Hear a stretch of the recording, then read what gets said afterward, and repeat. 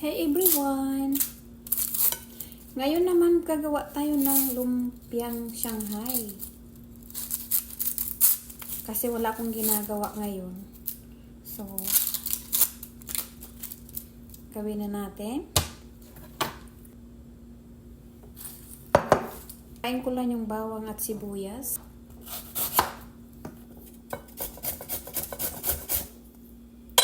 Para mas madali, guys.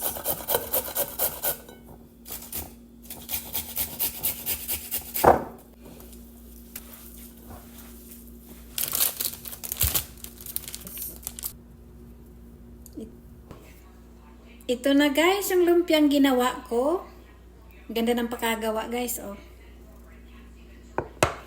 Gusto kong magluto. Sarap nito. Thank you for watching everyone. Natapos na naman ang aking 2 oras na pagbabalot ng lumpia.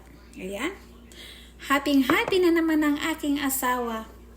Dahil ito ang talagang pinaka-favorite niya.